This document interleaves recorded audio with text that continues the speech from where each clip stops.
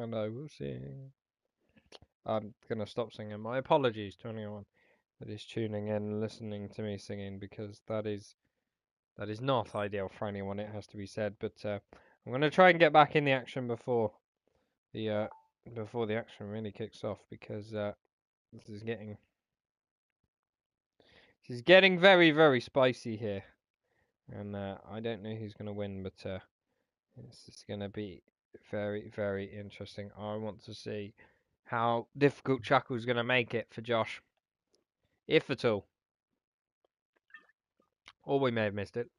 Let's see, but we go back in now as we load, and Josh McGill has the lead, and we have missed everything. And I'm going to kill Codemasters for being the worst game in the world. Ah, amazing. So, apologies everyone, we have missed probably the most crucial part of this race. Thanks to Codemasters. Oh, Chuck's dropped it. Oh, he was chasing after AJ, but he's just dropped it. That is not what he wanted. Paul now on the mediums, chasing after Vilnerix. He's got a good chance of getting good points here. I think Matty's gone round in the middle sector. He certainly has. Round he goes. And Paul on the tail of the McLaren. The McLaren's going to go defensive. He knows he's in trouble. And I think there's little point fighting this. Paul goes to the inside. The McLaren continues to defend to the inside. But Williams has a bit too big. Oh, Vilnerix cuts the corner and then bumps into Paul. Runs it, sends him wide into the side of the Williams. And the Williams. Whoa, he's going to send it around the outside, is he? And there's Chuck's gone round once again, and I think Paul's given the place to Vilnerix.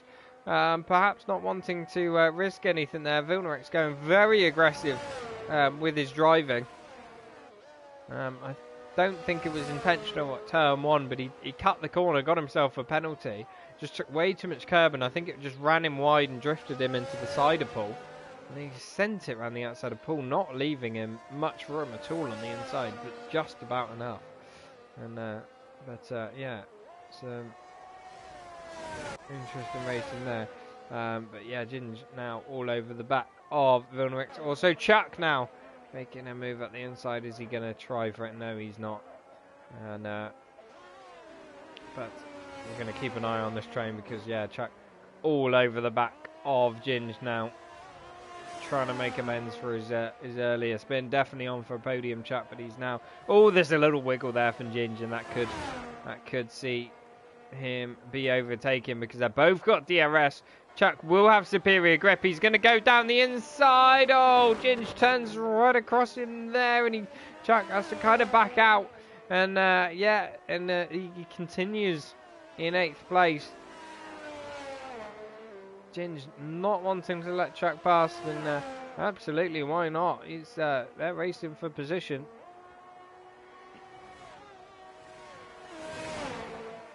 And through they go. Paul's now gapping Vilnerix just about getting him out of DRS range. Look how much more grip those mediums have. And this is why I say the quickest strategy is hards to mediums. It really is around here, because the mediums aren't a huge amount quicker in the first stint, but my oh my, they are rapid in the last stint.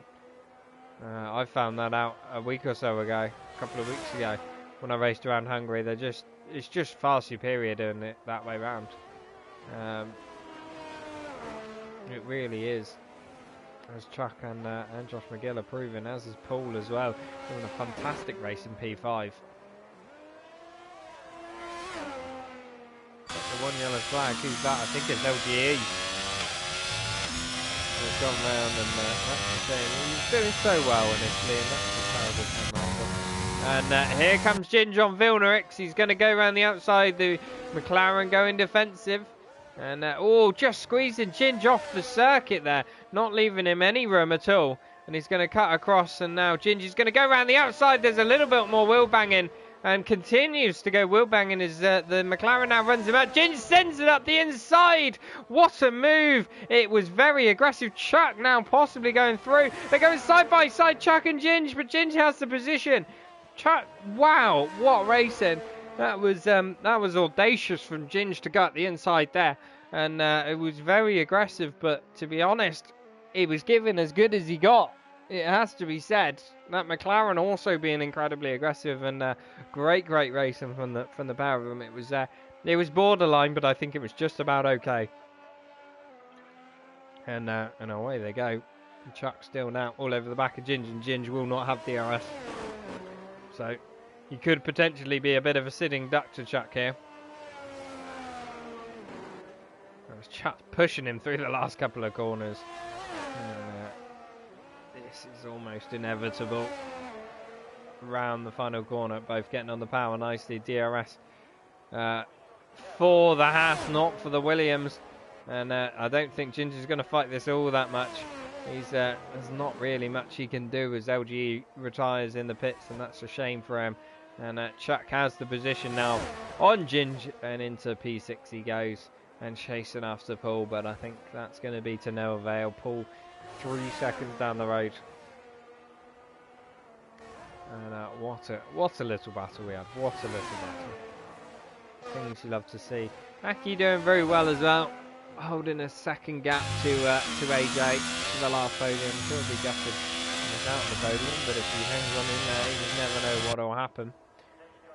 The top two pretty much in a league of their own. 12.5 seconds ahead of anyone else. That's almost inevitable. Josh McGill will learn from his lesson of defeat against myself a couple of weeks back, and do the right strategy of hards to mediums. It was just so superior on this track. As long as you don't get a safety car, it's you just can't argue with it. And but credit where credit's due. He's had a fantastic race and driven incredibly well. But here we go. It's going to be round 2 between Ginge and Villarix, I think, because Villarix has DRS and he's going to go to the inside. Ginge, I don't think, is going to defend it too hard. And he's going to go round the outside and try and hold the move now. There's an Aston Martin round in turn 1, but Villarix on the inside, on the outside, sorry. Ginge on the inside. They're going to go side by side still. And still side by side. Ginger's going to swoop around the outside. He goes around the inside a couple of laps ago, and he goes around the outside this lap. What a great move and great racing. That was a bit more respectful from the pair of them, and yeah, a bit more space given on both fronts. Great to see. And something tells me that that is not going to be the end of these two battling before the end of this Grand Prix. Aki has now reined in DRS range to AJ here. So we could be about to upset Merck's podium parties here, because he's very, very close to the back of that Mercedes. He's been reining him in, been driving very, very well. Looney Man retires in the pits. He's going to be using all of his battery. I don't think the Mercedes has much battery either. Has a little bit more, but not that much. Aki goes to the inside. He decides to back out of it. And wise move, doesn't want to push it too much until he's got a good run out of the second corner. But again, nothing doing there. But he is looking ever threatening for that podium, and he's having an absolutely cracking race. Is that Alfa Romeo driving incredibly well. Position changes Aki at 1 position. That quite surprised me. I thought it was a great qualifying from him. Paul up 6 places as well. Great. I mean, he's getting lap 29 of 35. If you are watching, please put in your vote for driver of the day. Who's your driver of the day? Vote going to go for. Paul will probably get it from the game because he's up the most amount of positions, and given he's driving in cockpit cam, I'd absolutely say as well. But me personally, I think as things stand, I'm probably going to give it to Aki, because I just think he's driven incredibly well. Lee is round in sector 2. Going to stay with these two because they are once again line astern along the start-finish straight. Aki very, very close with the DRS. He's going to pull to the inside. They're going to be side by side into the braking zone. They go. AJ a lot better on the brakes though, and he's going to swoop round the outside. Aki is going to hold the position. I think AJ's gone round. Oh no, AJ gutting for him. He just got a bit too eager on the power. we missed it because of the terrible camera angles from Codemasters. But yeah, AJ, devastating for him, devastating. There's Danny's round as well, right in the first corner. That's going to allow Prof to get ahead and into 9th. As Lee Craig now goes in the pits, and Royal Rumble goes ahead of him. And yeah, now we've got a train of 3 cars, AJ, Ginge and Vilnerix, and Ginge will probably be happy with this because it gives him DRS. But I'll tell you what, don't discount Aki's podium out yet because Paul Jones is all over the back of him. And Paul is on the mediums. Chuck has caught up to the back of both of these, so fair play. He's had some cracking race pace to get up onto the back of these guys after his spin. And all of a sudden, this podium fight is not over yet. And it is very, very much on with a handful of laps remaining. Paul Jones Jr. goes to the inside with DRS wide open, and he snatches that podium away from Aki. And into the first corner he goes, and he is ahead. Very much so. Aki's going to try and come back, but he doesn't have DRS. And not much he can do on those hard tyres. And Ginge and AJ go side by side. They've been racing all race long, haven't they? Let's be honest. And what a move ran the outside from Ginge. AJ holding it. Brilliant line up the inside. And they're still side by side. Vilnerix wants to get in on this party as well. And AJ's going to back out of it. And Vilnerix, I think, coming off worse there, having to back out. And fair enough. But wow. Things are getting spicy here. They might be warring up front, but they're getting spicy in the midfield, as they always do.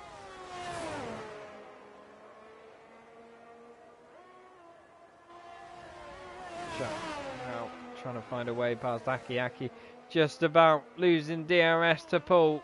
He really needs to get that DRS. He's just gained a 10th or 2 through there. Can he hold on to it?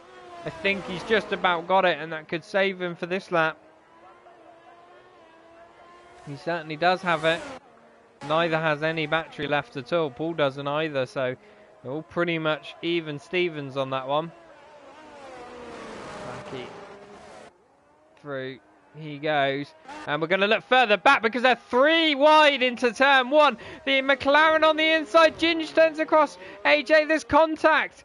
I think they're all still going, but the McLaren makes the move at the inside. Ginge and AJ have a little bit of contact between the two of them. They are away still, and they get away with it. Thank goodness for that. Vilnerix, do bear in mind, has the penalty, so he may be ahead, but he needs to pull a gap now. And very fortunate that didn't end up in anything worse. I thought it was going to for a split second. And Aki getting back in DRS range nicely of Paul through the middle sector. Just this final sector where he struggles with a bit more.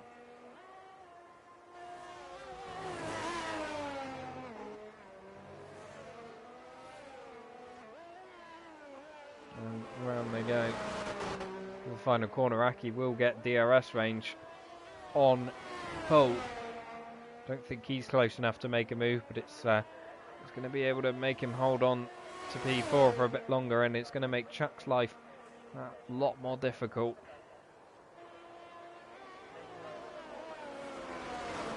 And through he goes, and we are stalemates for a lap once again. Ginge didn't get DRS range on Vilnerix that lap either. So struggling to keep up with the McLaren after making the move on him a bit earlier on in this race.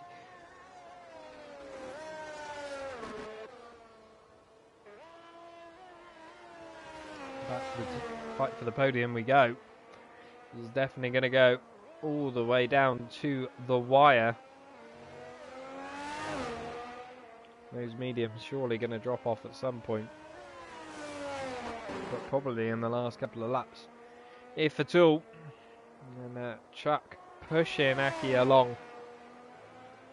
Aki now out of DRS range, and I think that could be his downfall.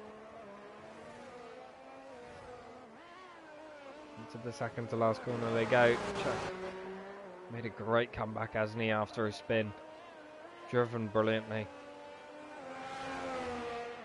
He absolutely should have had the podium tonight. He's thrown it away, but here he goes to the inside. Is he going to go? Yeah, Aki goes to defend it, but there's only so much he can do. That sheer speed and the grip of those mediums is just too much for him to hold at bay. And through goes Chuck. Aki down to 5th position.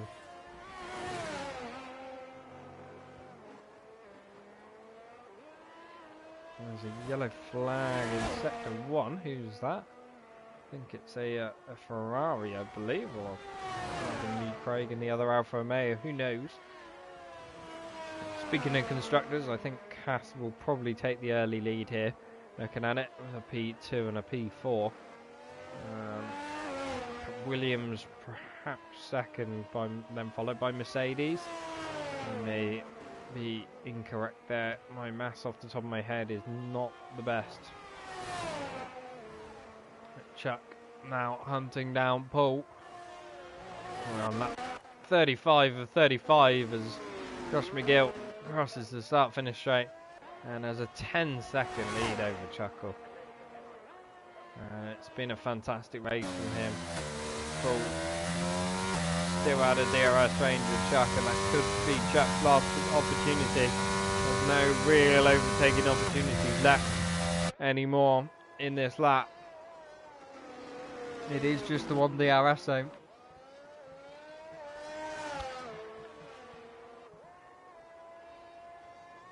And I think this could potentially be it as we watch Josh McGill come through the middle sector now. He's just got to keep it on the road. He's pulled out 13 seconds now. So Chuckle must have had a bit of an error there, I think, in that last lap, because he's just dropped a huge amount of time. I mean, that his tyres going off. But yeah, Josh McGill. Ooh, was that Ginger? I thought it was Ginge had a bit of a moment. When he goes, but around the final corner, the Mercedes of Josh McGill goes up across the line.